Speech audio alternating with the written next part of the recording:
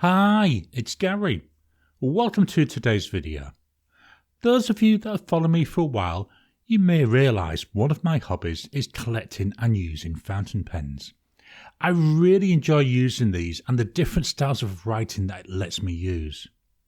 Now, it's not just the pen, there's a whole trifecta involved. There's your pen, there's the ink, and then there's the paper. Now, in today's video, I'm actually going to take a quick look at paper, but we're only going to focus on paper sizes. I'm not going to look too much around the history of paper, but if it's something you'd be interested in, please drop a comment down below. I'm really enjoying digging in, getting to know the details about paper even more, which lets me enjoy my fountain pens even more. It's a really good way of me learning and growing. Now, paper sizes. Well, do you know what? They govern the size and the shape of sheets of paper, envelopes and cards. Really obvious, isn't it? But when researching this video, I was actually quite surprised by how many different sizes there are. Paper sizes, they're now governed by an ISO standard, that's ISO 216. It's used across the world apart from North America and parts of Central and South America, where they use the North American paper sizes.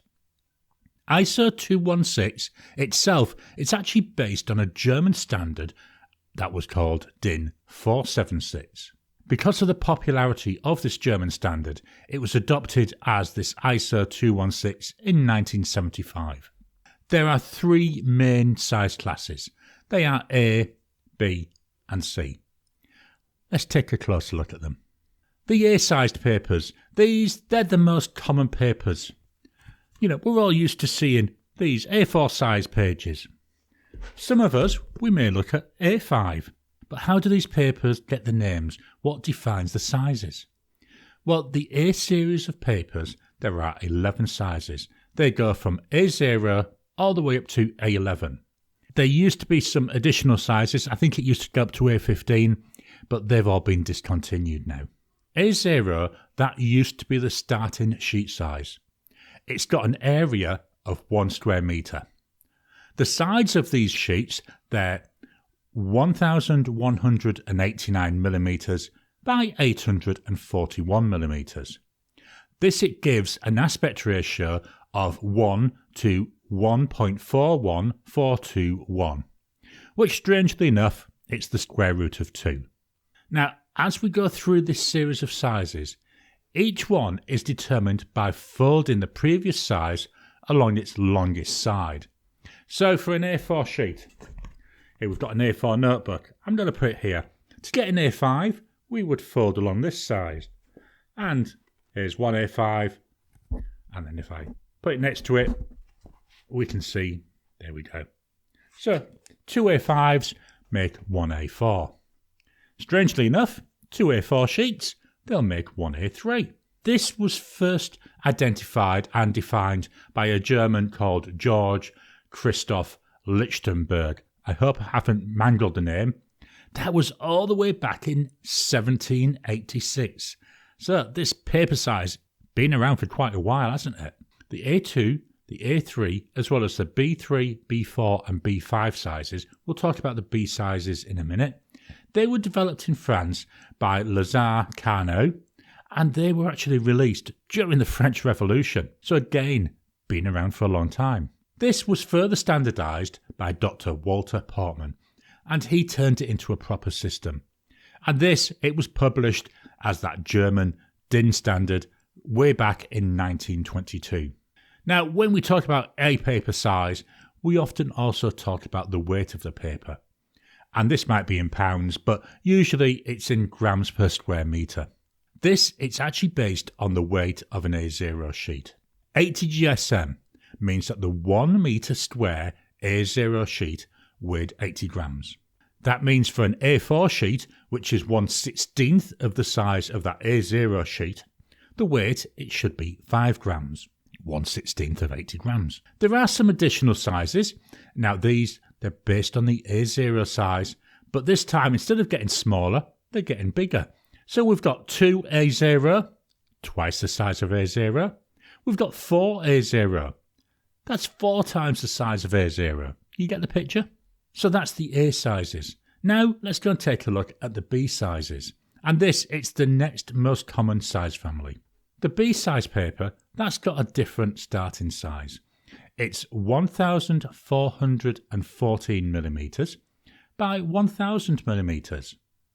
But it maintains the same aspect ratio as the A series, the square root of 2. That different starting size, obviously, that means that the paper sizes are different as we go through. So a B1 sheet, that would actually sit between an A0 and an A1. I've got an example here. This is an A5 notebook. It's a notebook, so I use it for writing. I'm just going to fetch in an A4, put it behind it. So there's my A4 and then the B5 in front. And then in front of that, there's the A5. So we can see the difference there in size. Similarly, we've got B5 and we've also got B6. And if we look at the B6, that's roughly double the size again. The B7 size, now I don't have one of those to show you, that's actually used for passports. And many posters, they also use that B series of paper sizes. The C series, well, these papers, they're quite often used for envelopes. It's based on a size of 1297mm by 917mm. And these sizes, they're actually based on the geometric mean of the A and the B size of the same number. So that means an A4 sheet, it will fit into a C4 envelope, and a C4 envelope, that will fit into a B4 envelope. Now there are some common uses for some of the C series papers. We've got C8, which is often used for 6x9 photos. C9 gives a 7x7 size. And C10 gives 5x5. As I said earlier, these are what's used throughout most of the world, apart from in the Americas. And the main paper size there, well, it's based on letter, legal, and ledger or tabloid. Now, the origin of these sizes, they're not totally clear, but they're thought to come from early paper makers, so that a paper size of 11 inches, it's about 1/4 of the average arm length of the paper maker. I know this doesn't explain the aspect ratio or the width of the paper, but I've got to be honest, I just liked the story. I thought it sounded really good. In 1996, the US, they adopted the ANSI standard, or ASME 714.1, and that defined a series of paper sizes based on 8.5 by 11 inches, which is the letter size. Throughout history, there have been a number of other additional paper sizes. Most of those, they're no longer in use. There was a D size, which was covered in the DIN standard, but that was removed in 1925, so it only lived for about 3 years. There's been a number of country-specific adaptations and extensions for paper size. These include Swedish extensions, Japanese variations, Chinese extensions, Indian variants, Soviet variants, and elongated sizes. In researching this video, as I said earlier, the variety of paper sizes, it was actually quite surprising. I normally think A4, A5, B5. I don't really think too much about all the other sizes that there are. So it was quite an eye-opener to research this video.